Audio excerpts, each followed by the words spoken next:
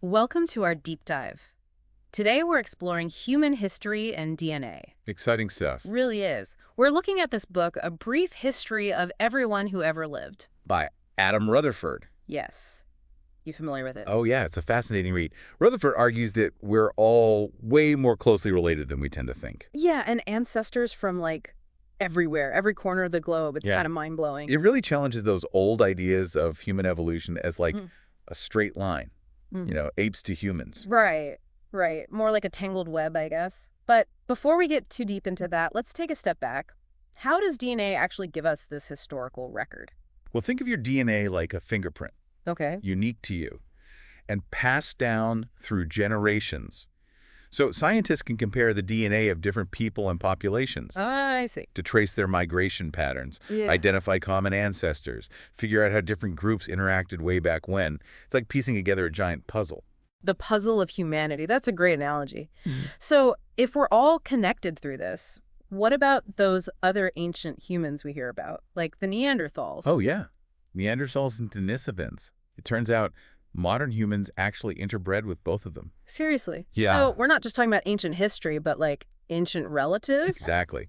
And many of us today carry traces of their DNA in our own genomes. Whoa.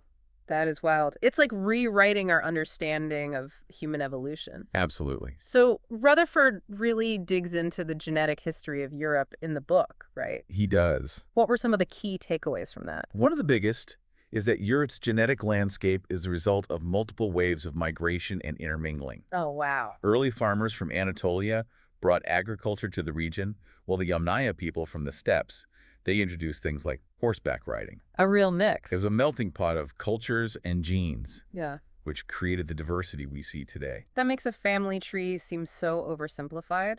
Right. More like that tangled web we were talking about. Exactly. And, Rutherford takes this even further with a pretty wild idea. Yeah. He suggests that all Europeans alive today are descended from Charlemagne. Wait a minute. Charlemagne, the emperor. Yeah. How is that even possible? Well, it's because of something called pedigree collapse. Basically, the further back you go in time, the more your ancestral lines start to converge. Yeah. You end up being descended from the same individuals multiple times over. Yeah. So it's not so much about individual royal lineage as it is about recognizing a shared genetic heritage. We're all distant cousins. That is so cool. But while this interconnectedness is amazing, Rutherford also explores some of the downsides, like with the Habsburg dynasty. Their infamous jawline. Generations of inbreeding, right. They were obsessed with maintaining those pure bloodlines, which led to a really alarming level of genetic similarity between parents. And like Charles II, the last Habsburg king. Yes. His inbreeding coefficient, it was higher than if his parents had been siblings. Oh. Wow. He suffered from so many health problems, probably because of all those harmful recessive genes. It's a stark reminder that diversity is key for healthy populations. Absolutely. It's Yeah. not just some feel-good concept. It's vital. Right. But speaking of digging deep into family history, Rutherford also addresses some genetic myths, like the idea that redheads are going extinct. He does. Do you have redheads in your family by any chance? Actually, I do. My grandmother, bright red hair. Skipped a generation, though. Well, you'll be relieved to know that's just a myth. While redheads are a minority, it's very unlikely that the gene will disappear. Good to know. It comes down to a gene called MC1R, Okay. which plays a big role in that hair color. Interesting. But what about other genetic mysteries? I know Rutherford also talks about the Jack the Ripper case. Yes, he does look at that controversial claim about the shawl. The one found at the crime scene? Right.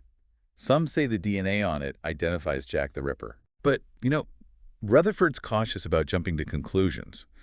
The shawl's origin is a bit murky. The analysis was never officially published or peer-reviewed. So take it with a grain of salt. It's a good reminder that while DNA evidence can be powerful, it doesn't always give us neat and tidy answers. A real-life detective story with a genetic twist. This has been so interesting. It's like I'm seeing the world through a new lens, a genetic one. Exactly. And we're just scratching the surface. We still have so much to explore. The interplay of genes and culture, the world of epigenetics, it's mind-boggling. So much to unpack. We'll be back soon to delve deeper into these fascinating genetic mysteries. Welcome back. Ready for more DNA discoveries? Oh, absolutely. It's amazing to think about how our past is woven into our present through our DNA. It really is. But before we move on, there was this thing that Rutherford talked about, the warrior gene. Is there really a gene that can, like, predict if someone's going to be aggressive? It sounds like science fiction, right? The reality is a bit more complicated. But the warrior gene, which is also known as MAOA, it does exist, Okay. and it influences how our brains handle certain neurotransmitters. But the link between that and violent behavior, it's not a simple one. So it's not like you have the gene, you're going to be aggressive. Exactly. It's more about predisposition and how that predisposition is affected by environment and experiences. So nature and nurture. Always. Think of it this way.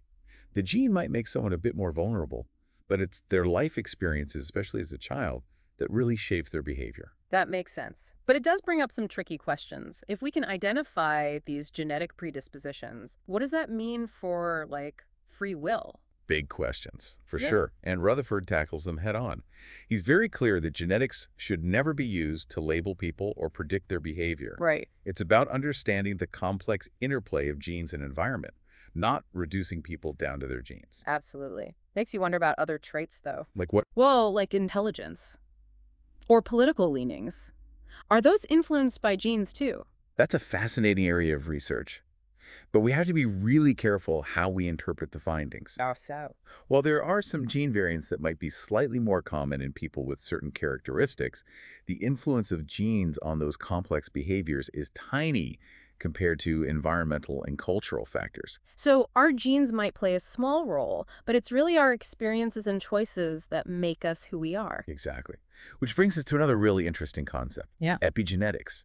Ever heard of it? Vaguely. Something about how our environment can affect our genes. It's a complex field. But think of your DNA as a cookbook. All the recipes for building and running your body. Okay, I like that. Epigenetics is like adding sticky notes to those recipes. Sticky notes. They don't change the recipe itself, but they can change how those recipes get read. So these sticky notes can be influenced by our environment. Exactly. Diet, stress, toxins, even trauma, all these things can leave epigenetic marks on our DNA, affecting how our genes are expressed. So our environment can change how our genes function. Yes, without changing the underlying DNA sequence. And what's even crazier is that some of these changes can be passed down. Wait, my grandparents' experiences could affect how my genes work. It's possible. It adds a whole other layer to inheritance. Makes you think about the impact our choices have.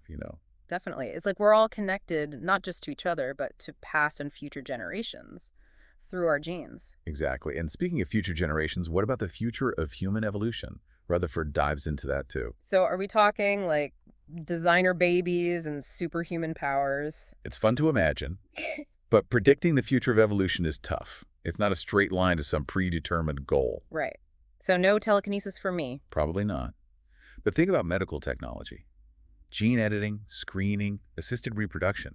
These are already influencing which traits get passed down. It's like we're already steering evolution. In a way. Hmm. But we had to be mindful of the ethical questions.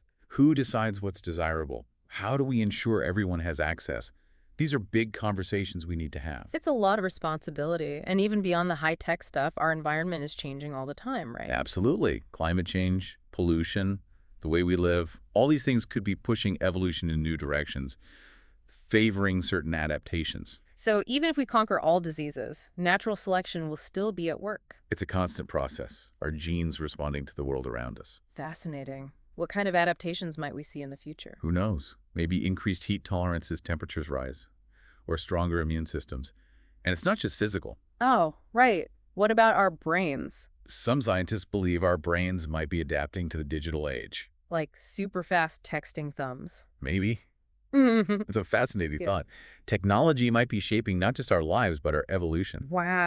So we're not just passengers on this evolutionary train? No, we're active participants, shaping the destiny of our species with every choice we make. That's both empowering and a bit daunting, isn't it?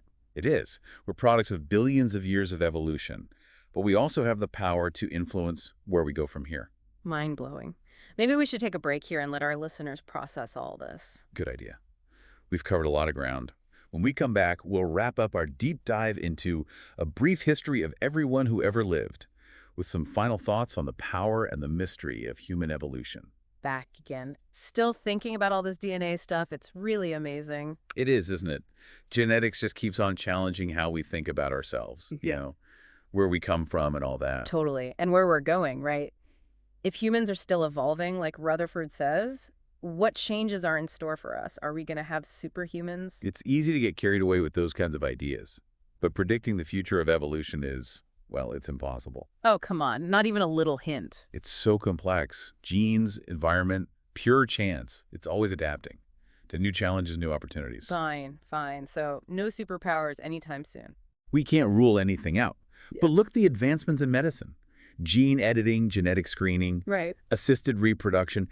All these technologies are already affecting which traits are passed down. It's like we're already playing a role in evolution. We are, in a sense. Mm, But we have to think about the ethics of it all. good point. Who gets to decide what traits are desirable? And how do we make sure everyone has access to these technologies? Those are big questions. Huge questions for society to grapple with. But even beyond all the technology, our environment is always shifting, right? Climate change, pollution, all that. All of it. And it could push evolution in new directions. Some traits might become more advantageous. So no matter what we do, natural selection is still in charge. It's a constant force. Our genes are responding to the world around us, always. It's kind of mind-blowing when you think about it. So what kind of adaptations might we see down the line? Who knows? But we can speculate. Okay, hit me. As temperatures rise, maybe we'll see increased heat tolerance or stronger immune systems to fight off new diseases. Makes sense. And it's not just physical changes either. Our brains, too. Exactly. Something our brains are actually adapting to the digital world.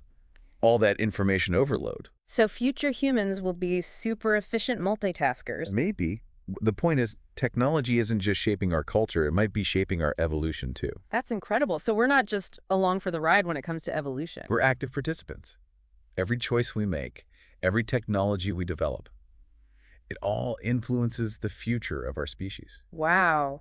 It's both humbling and a little scary, isn't it? We have so much power. It really is. We're a product of billions of years of evolution, but we also have a hand in where it goes from here. It's amazing. And I think that's a perfect place to wrap up our deep dive into a brief history of everyone who ever lived. It's been a great discussion. We've Well, covered so much ground today, from the basics of DNA analysis. To those mind-blowing ideas about epigenetics and the future of human evolution. It's a lot to process. It is, but I hope it sparks some curiosity for our listeners. Absolutely. Genetics is such a fascinating field. There's always something new to learn, something that changes how we see ourselves and where we fit into the big picture of life. Well said. It's been a real pleasure exploring all of this with you. The pleasure was mine. And for our listeners out there, remember, the journey doesn't stop here. Keep learning, keep questioning, and keep being amazed by the incredible story of human evolution.